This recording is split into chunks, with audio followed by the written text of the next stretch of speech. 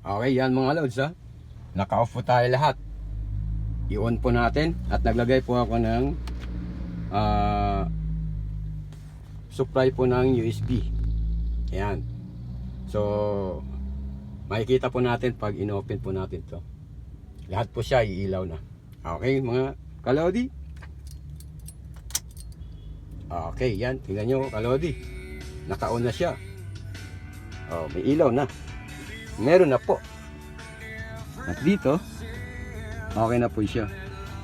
So, ganun talaga. Sa paghahanap ng trouble dito sa mga sasakyan na ganito, kailangan po maano ka lang, matyaga. Ayan mga Claudi.